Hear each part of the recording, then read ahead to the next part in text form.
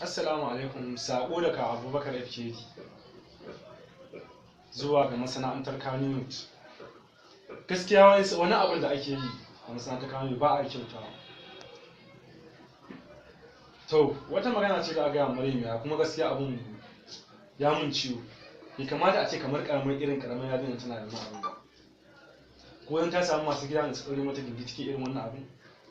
Wannan san bai kamata ba. Ya kamata a ce bin na gaba bin Allah ne fa.